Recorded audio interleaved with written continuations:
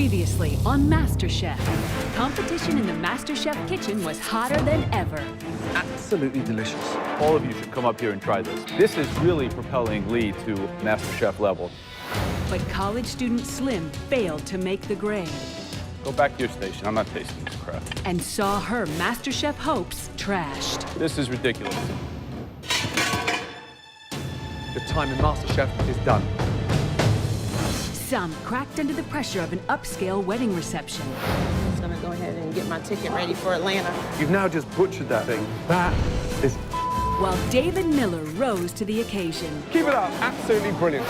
You were the hero of that team. But in a pressure test, Tracy paid the ultimate price. Construction worker Jake shocked the judges with a bad dish at the wrong time. What's going on here? Please take your apron off. Tonight, the final 6 become the final 4. Ow! As they face the world's 3 most feared food critics. The garlic is overpowering. I can't really taste the fish. I have some bones in mine. 6 amateur cooks remain. The last contestant standing will receive $250,000, a cookbook publishing deal, and above all else, become the first American MasterChef.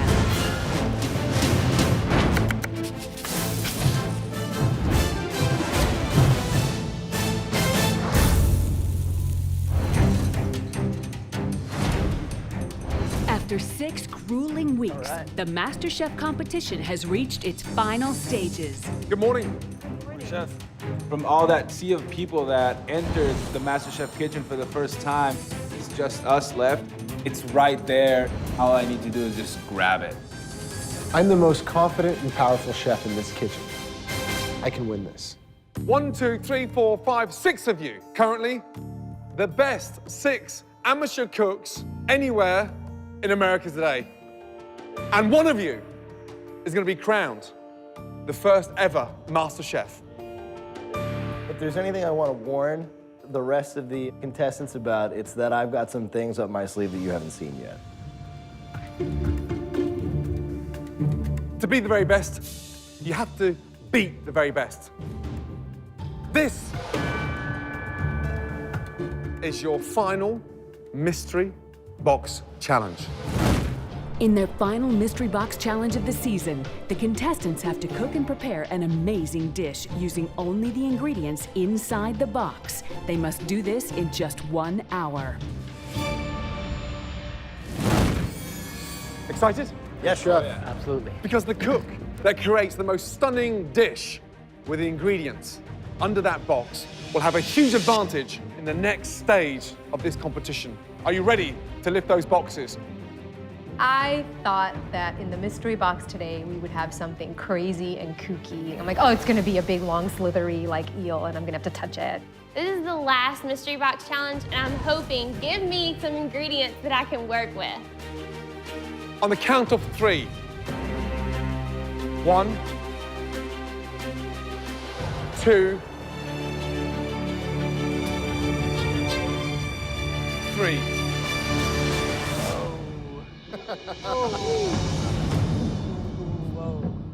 Today's mystery box ingredients are the most tender, flavorful rack of venison. My mom would say, what is venison? I'd have to explain to her that it's deer meat, and then I think she might hang up on me. We have blueberries, bacon, red cabbage, quail eggs, fingerling potatoes, striped beets, hazelnuts, Brussels sprouts, and of course, red wine. Guys, when's the last time you were at your local market and saw a rack of venison? Never. Or quail eggs? All different types of things you can do with it. Grilling, searing, braising, tartare, all kinds of stuff. Just remember, super easy to overcook. 1 hour, 10 ingredients, 1 winner. Starting from now, off we go.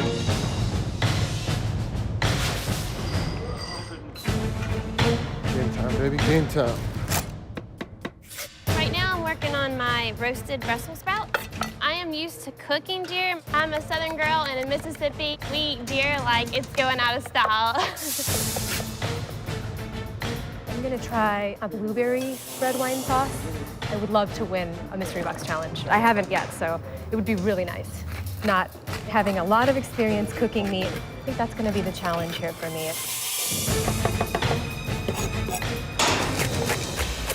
I think compared to every other mystery box challenge, this one really speaks to me. It's ingredients from where I'm from. The biggest challenge for me is going to be the perfect balance of cooking time and resting time for the venison.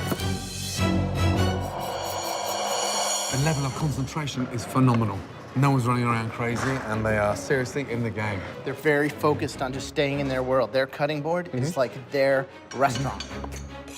We're asking to create a restaurant quality dish, so there has to be some components and some complexity. It doesn't have to be overcomplicated, but it has to show technique and thought. Right, David, what are you doing? I think I'm going to stick with a filet style. I like wrapping it in bacon. On the bone or off the bone? It's going to roast it on the bone. On the bone? Yeah. It's a red wine base? Red wine base, yes. When are you going to start cooking the venison? When About 5 minutes in. Okay. Right, Sharon. 1, 2, 3 different sauces. How come we've got 3 sauces on here? This is a soup. It goes with the one way of the venison, and the other venison is going to go with 2 different sauces. So there are 3 sauces. One dish has got 2 sauces on, one dish has got 1 as a soup. This is a broth. A broth. Yeah. Okay. You're not doing it once, you're doing it twice. Not doing 1 sauce, 2 sauces, you're doing 3 sauces. Correct. Is that nuts? Nuts? Yeah, you're being polite. All right, Whitney, what's happening? What are you doing? Are you boiling these? I'm trying to get the flavor off of them so I can try to make it gravy. So what's the final dish? Pan-seared venison with brown gravy. Okay, Lee. Got a blueberry coffee sauce. I'm braising some of the beetroot as well as the beet leaves and the cabbage. So coffee and blueberry sauce with the gamey venison. Absolutely. Whitney did some nice mixed oven roasted vegetables and got some really nice caramelization and browning on the vegetables and the potatoes in the oven. You wouldn't put a roux-based gravy with a loin of venison. It's the Rolls-Royce cut. Absolutely. David Miller, I saw some really good butchering skills from him. Great potential there. The only downside to what he's done is cut the venison chops so big, it's going to take a long time to cook in the center. Guys, 30 minutes to go. Halfway there, guys. How are you cooking the venison? Okay, right now I have it testing, just wanna... Oh no! What's the matter? That's way overcooked, yeah. Okay. That's going to taste like Gandhi's flip-flop. Where's the red wine sauce? Where is it? Yeah. I haven't started it yet. Sauce should be on reducing down. Okay. And so far, with 34 minutes gone, all we've done is overcooked a piece of venison. Oh my God, I have 30 minutes to like cook my entire dish. I'm sort of freaking out.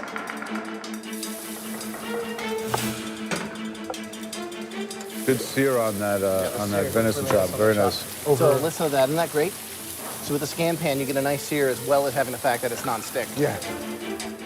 This is a last mystery box. This is so important to me. I really want to win this challenge.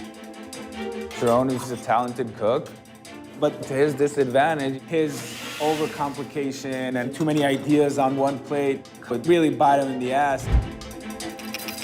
Lee, how many times have I seen him cook with fennel? Every single she pops out is like with fennel and mint. Right, guys, 10 minutes to go. Last 10 minutes, yes? With just 10 minutes left, the race is on to create the most compelling dish. The judges will select the top 3 based on presentation and whose venison they think is cooked to perfection. Venison should be out resting, and more importantly, sauce should be coming together. Start dipping it in your sauce and tasting the combinations. Just over 5 minutes to go, guys. Start thinking about putting the venison on the plate. My sauce is done, my venison's cooked, and I tasted it, and I thought, wow, it tastes really good, but I don't know what it's supposed to taste like because I'm cooking this for the first time in my life. 30 seconds to go, guys. Come on, speed up. Come on, Whitney. Shoot out. 20 seconds to go. Come on, David, get it sauced. Get it sauced, get it sauced, get it sauced. Come on. Great. 10, 9, 8, 7. 6, 5. I'm like, no, I need another minute. 4, 3, 2, 1. And stop, guys. Woo! Oh my goodness! 10, 9, 8, 7, 6, 5, 4, 3, 2, 1. And stop, guys. Oh my goodness! All right. Stand back from your stations. I was second guessing, and I thought, wow, it tastes really good, but I don't know what it's supposed to taste like because I'm cooking this for the first time in my life. You all started off with the most amazing venison. Exactly the same ingredients for all 6 of you. We're only going to be tasting 3. The judges' criteria for selecting the top 3 dishes is based on final presentation and from observing the contestants' techniques during the challenge.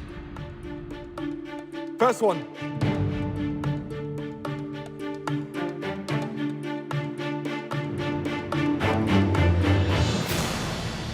Chitel. I was so happy for her because she's a really good team player in the team challenges, but she hadn't had her moment yet in the spotlight. And earlier today, she was like, I'm ready. I'm ready to bring it. And it was awesome to see that come to fruition. It's a pan-roasted tenderloin with red wine and blueberry reduction over creamed Brussels sprouts. Wow. It looks immaculate. It's like a restaurant dish. Yeah, through and through. And it's done with great finesse. More than anything is the fact that there was 35 minutes to go. You hadn't even started the sauce. The venison was still rare. How did you manage that dish in just over 30 minutes? I take a lot of time to think before I act, and I need time to process and plan. So, you have got over the most difficult hurdle. You've let the venison rest for as long as you cooked it, and it's cooked equally throughout.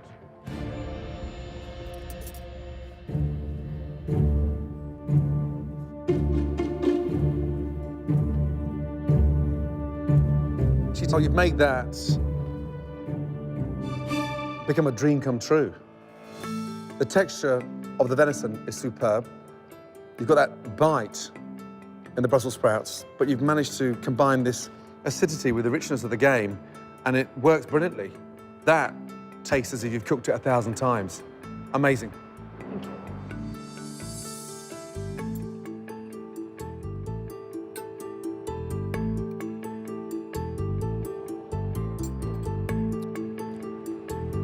Excellent.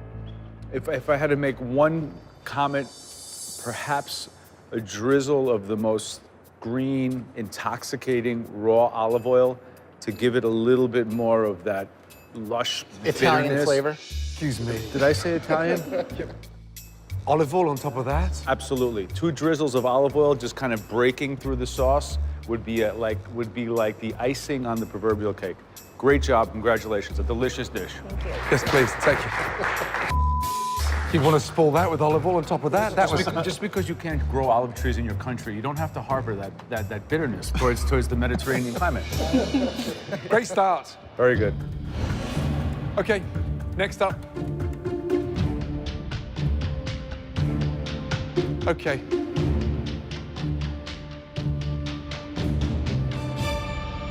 Whitney, let's go. Come forward. Hearing Whitney's name called, it's not surprising. She's been in the top 3 on many occasions. She just has this natural ability and not surprised at all. Describe the dish for me, please. Okay, I have a pan-seared venison, and then I made a gravy from roasting the bones and the meat. And then I have roasted Brussels sprouts and fingerling potatoes. My one concern is the gravy. I give you the most amazing cut of venison, and you go and stick a gravy on it. Yet red wine was there, and it's almost like the venison's got the wrong coat on. How many times have you cooked venison? My dad hunts, so it's usually at least once every year during the fall.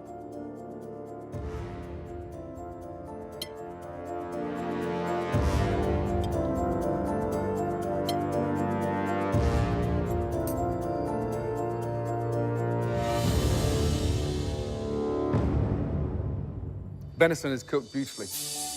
I mean, it's cooked by an angel. Vegetables delicious. It works, and it works better than it looks. And you have managed to confirm to all three of us is that you understand how to cook venison, which is quite rare at 22 years of age. Well done. Thank you. Right, the third and final dish to be tasted.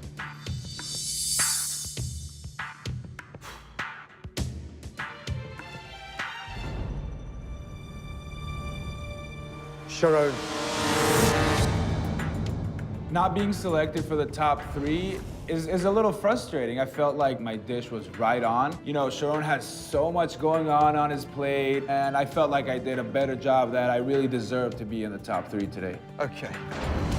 I decided to go with the seared venison. We've got a tartare and a couple different sauces to accompany it. Can we just talk about the obvious for a second here? The plating is a disgrace. You're lucky you're even up here. It's like Salvatore Dali on crack. Tell us what it is. The venison got shot in the woods on the plate and moved to what? The reason why you're up here is because that venison is cooked perfectly, and it's cooked on the bone. It's the vomit to the side of the plate I'm struggling to understand. Okay, has someone dropped their eyeball on the plate? What is that thing? It's a quail egg. You got a quail egg eyeball running through the center. If you can follow me through it, is... Yeah, no, I'm not gonna follow you. Are you crazy? No. I'm gonna go there, on top of there, and I'm gonna eat my venison that way. It's oozing pink, gamey deliciousness.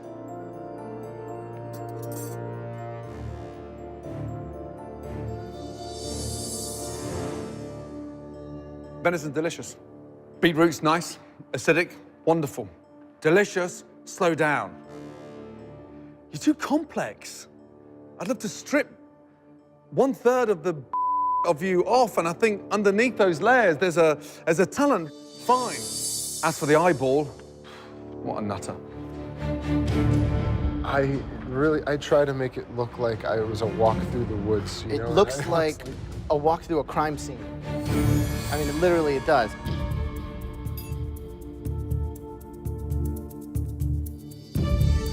This is cooked perfectly. You just need to get out of your own way. Less is more, less is more. So I guess the question is, why is this dish up here? I'll tell you why. Because we were so impressed by the quality of the cookery on the chop. Great butchering, great sear, perfect cooking. It was head and shoulders above the field. So I've been really looking forward to tasting this because it looked so incredible. And it is. Thank you. Okay, Chital, Whitney, Sharon, well done. The winner of the last Mystery Box Challenge, congratulations, goes to Chital. Well done. It feels really good to finally be the winner of a Mystery Box Challenge and to win on something that I've never cooked before, which really means that I'm making my decisions in the kitchen based on instinct. I'm a little surprised that Sheetal made it into the not only the top 3, but the #1 dish of the day. But she seems very one-dimensional. Chital, your first individual victory. You're back in the game. You have a major advantage in the next stage of MasterChef. Ready? Yes. Well done. This way. Chital now gets to choose the main ingredient for the invention test. Whatever she selects, everybody else must cook with. Whoever makes the worst dish will be eliminated from MasterChef. As always, the theme of this challenge is in the hands of the judges. Today's theme is dessert.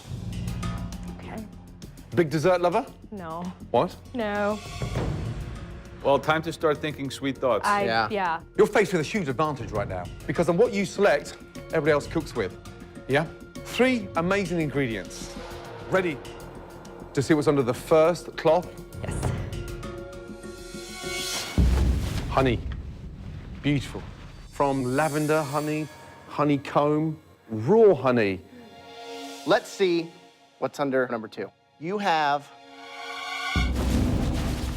a plethora of different berries. Things from the ordinary, like strawberries, blueberries, to things otherworldly that a lot of people never get a chance to cook with. Cape gooseberries, huckleberries, Inca berries.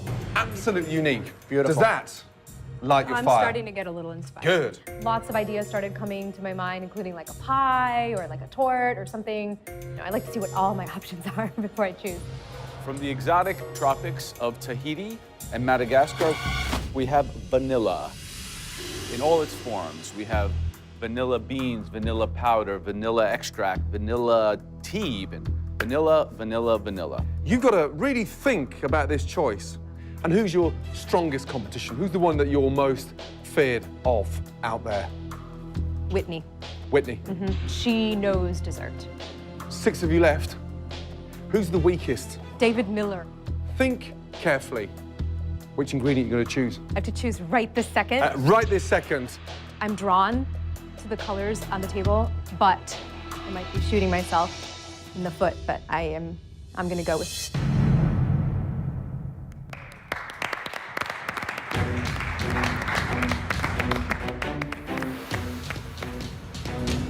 David Miller, what do you think's under here? I'd love another shot at the venison.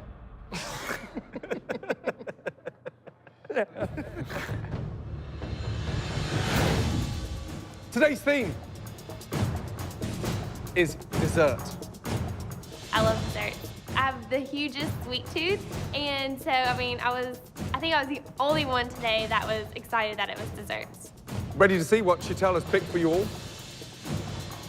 The options were the most amazing vanilla, the most amazing array of berries, and then the most amazing honey.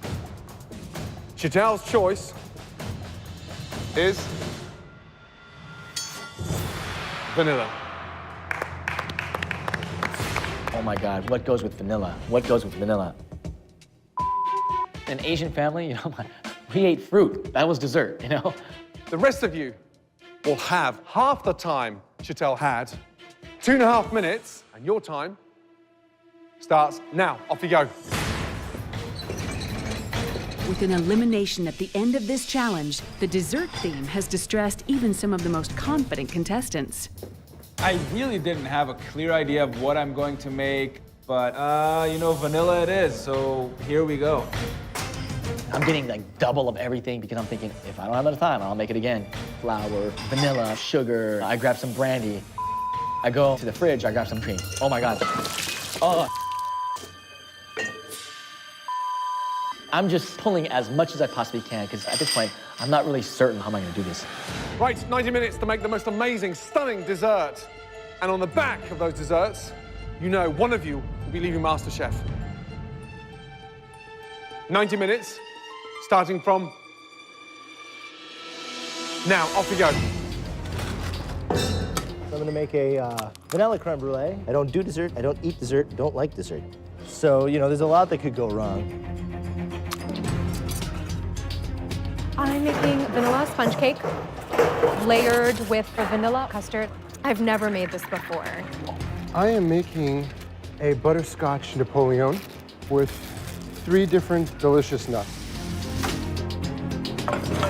90 minutes, there's no excuse. Something absolutely stunning. Well, certainly we're seeing the most significant challenge, I think, so far, because here comes together the technical science aspect of baking, the creative aesthetics of decoration and impact. Yeah. Whitney's definitely the baker in the bunch. I mean, Sharon has a propensity for overthinking things as opposed to focusing on one delicious component. Right. And I really think Sheetal's going to come through and make something that's going to be delicate and Absolutely. beautiful. Today, with only 6 left, this should be immaculate. Right, Whitney, what are they? They are profiteroles. Profiteroles. Yeah. So choux pastry is a very difficult pastry to get right. Yeah. And you're putting a little bit of water on your finger to dab down the point so it stops from burning, yeah? And what you put inside the profiteroles? A chantilly vanilla cream. Okay. I can smell the confidence from here. Lee, what do we got going on? I have milk and cream infused with walnut and vanilla. That's gonna go together with my walnut French toast, as well as a plum coulis and a nectarine carpaccio. You're gonna wanna make sure you get as much moisture because, I mean, you're really, at the end of the day, using old bread to try to keep you alive in the final 5. Definitely. Right, David, how you feeling? I'm sticking with the classic. I'm doing the vanilla creme brulee. Vanilla creme brulee. There's 2 ways of doing a creme brulee, isn't there? You could do it over a bain-marie and cook the eggs out like a sabayon and then set them into the mold, which is a lot quicker. Or you can go the dangerous route and put them in the oven. Which way have you gone? In the oven. Mike, how we doing? This is just a basic, like sort of like my custard pudding that I'm going to be using for the trifle. Where's the vanilla at? Vanilla's actually scalded in the milk. So you're gonna be putting a layer? I'll be putting layers, yeah. And then you're gonna be putting the sponge cake followed by the pear. Then the custard. Man, I think I might have bitten off a little bit more than I could chew. In this elimination, one goes. So what is your strategy here? Stay off the bottom? So do you go safe?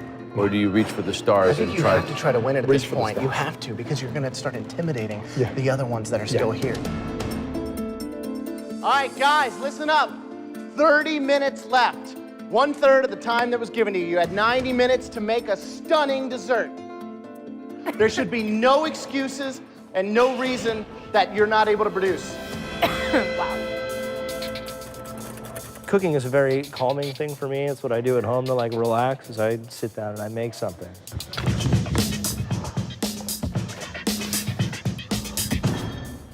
If you're not calm, then your nerves are gonna affect your cooking. If you let that happen, then you know, you're just gonna screw yourself.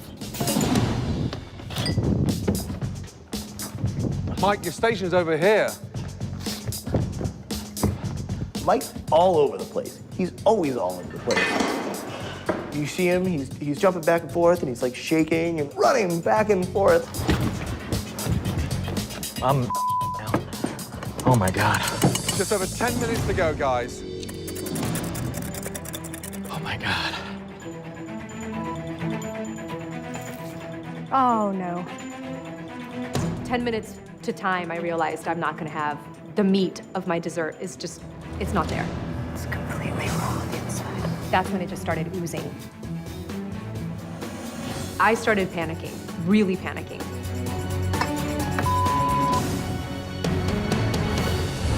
Just over 10 minutes to go, guys. Oh, no.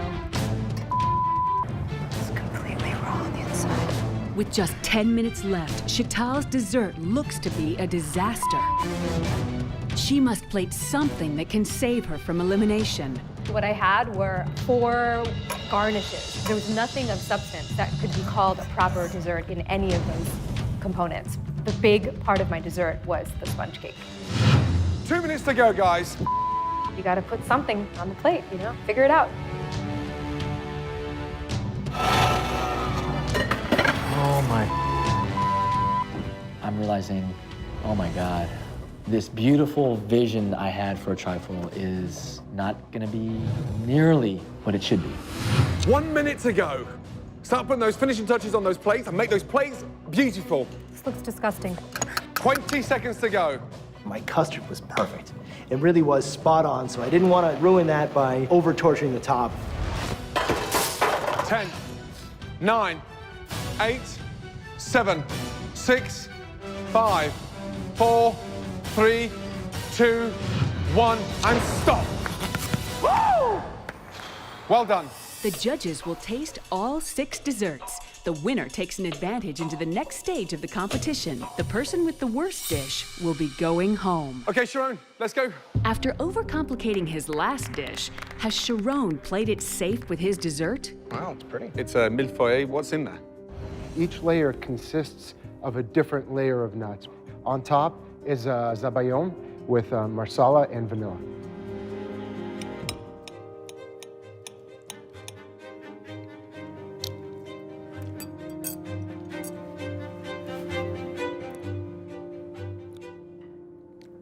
That's not only delicious for what it is, but I think you've achieved in kind of capturing the essence of what a zabaglione is on the plate. The lightness, the airiness, the flavor, a real triumph. This is unbelievable. Thank you, Chef.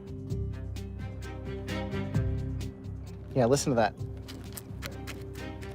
I love that crunch. You know, it's one of the senses that even professional chefs in a restaurant forget to think about.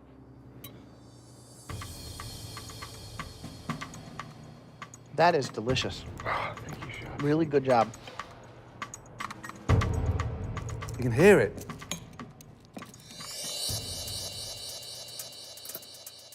It is absolutely on the money. Oh, wow. They loved it. They absolutely loved it. They thought it was bam, straight on, bam, delicious. And now I'm not in a position where I go home. What a great start. Yeah. Absolutely amazing start. You could lift that dish now and stick that in any restaurant in this country. Right, David. I looked at his creme brulee and I was like, that's not even a creme brulee. Like, Dave, I'm sorry, but you're missing something here. What is that, please? We have a vanilla creme brulee with a vanilla orange mango coulis. Do you know what brulee means? Because that looks like a lemon means tart to from burn, here. yes. To burn, that's right, lightly burn. Can you just give him your glasses for 2 seconds? Where's it bruleed? The idea, put them on and just tell me if you can see that brulee. Help me to understand. I see a few pieces, but it will crack. I think we'll crack before that brulee cracks.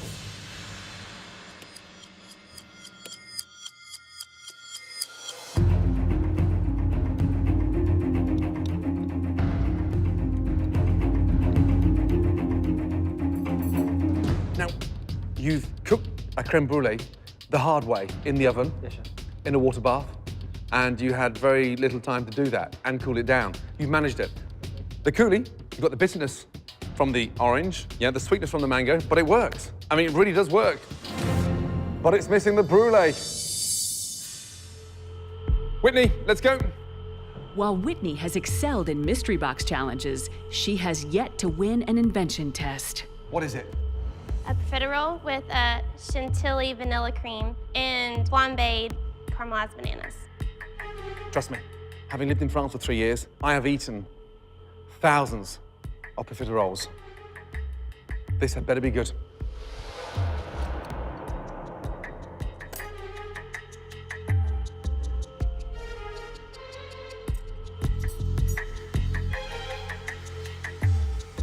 The 5 individuals behind you going into this test today were nervous. If they were tasting that right now, they'd be even more nervous. Good job. So, you flame these in rum? Actually, it was bourbon. Keeping it southern, huh? Actually, the first time I decided to flambe bananas, I was so nervous to go into the liquor store because that was the first time I've ever bought liqueur. So I went in there and I was like, I'm just buying this for bananas. That is kind of sad to me, actually. Super light, very sexy. Very delicious. Good job. It really just made me feel good that overall the judges loved my dish, and I really want to show now that, you know, I can win this challenge. 3 down, 3 to go. One of you will be going home. I looked at my dish and it looked like baby food. 1 layer of mush and then a 2nd layer of mush and then whipped cream. Next up, Chantal. Even if my custard tastes divine, the best custard in the world, I know that the challenge was not about putting custard on a plate given 90 minutes. The real question, where is your dessert? Because that's not it after 90 minutes. Let's get that right. That's half of the it. best that I could do given that my sponge cake didn't cook. So, what's in the bowl? It's a vanilla custard with vanilla and pear coulis and a vanilla whipped cream. I was really riding on your energy today. I love your idea. I was expecting a lot, so it's a personal disappointment to have to taste a half-completed dessert from you.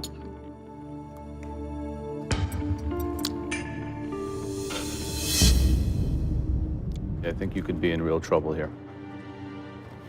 Cheeto had the advantage today. She had full time in the pantry, got to choose her ingredient. There is no reason that she should be failing here. You know, she really dropped the ball on this one. Lee, let's go.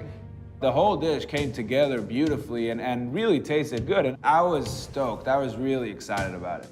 Okay, so we have bourbon pain perdu, which is basically French toast, over a nectarine and mint carpaccio with a walnut and vanilla sauce. Obviously, fried bread is not what we thought when we talked about desserts and stunning restaurant desserts.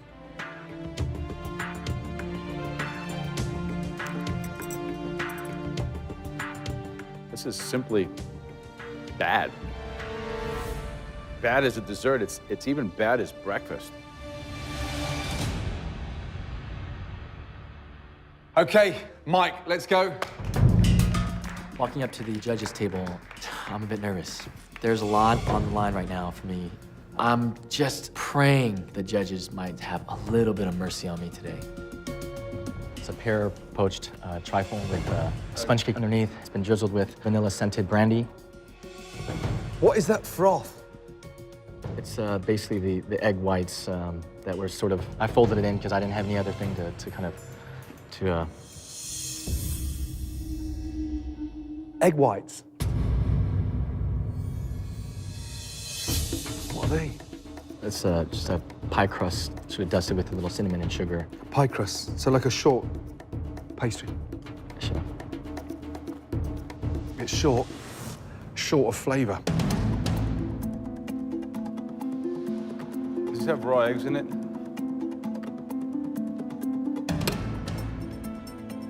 Does it have raw eggs in it? There's a sort of Yes or no? a meringue. I mean, you know, the egg whites. It's an easy question. Does it have raw eggs in it or not? Yes. Disappointed, Mike. Go back to your station. After tasting all 6 dishes, the judges must decide which desserts rose to the occasion and which fell short. The cook with the worst dish will be leaving MasterChef. Okay, David, Sharon, Whitney, 3 stunning dishes. Sadly, there can only be one winner, and the winner has a huge advantage in the next stage of MasterChef. Sharon looks like he is probably my biggest competitor, but I'm not worried. I know I can win this. I thought my dish was spectacular. I'm going in this feeling like I can own this, I can do this. Congratulations.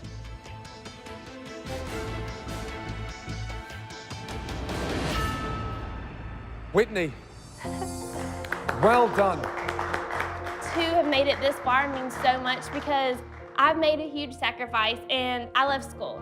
And it's all been worth it to be here. The youngest, and quite frankly, now the strongest in the competition. Well done. The judges from the very beginning saw only my age and they didn't see the rest of the potential that's in me. But now I'm really thinking that they're seeing that. And they're gonna see me to the end and they're gonna give me that title. The field split. It's split in 2. 3 stunning dishes and 3 dreadful dishes.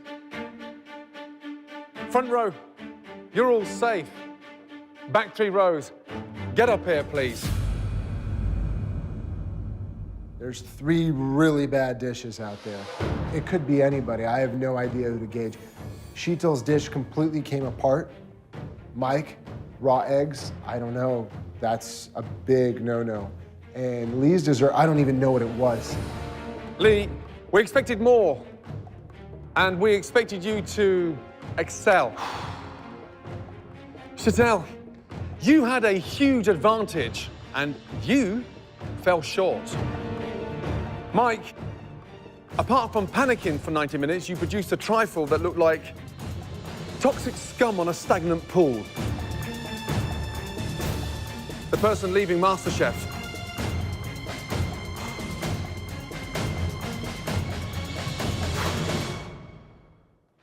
Lee.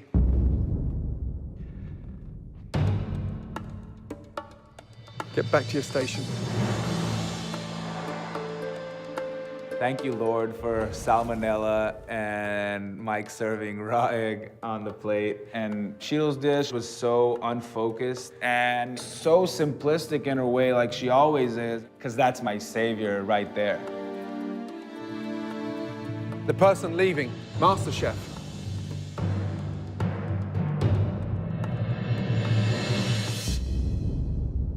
Mike. You cannot serve raw egg whites on top of a badly made trifle. You've come a long way in a short period of time. but you have got to slow down. And when you do, you'll surprise yourself about the results. Please take your apron off.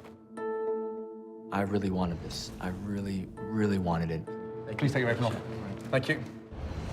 This is not the end.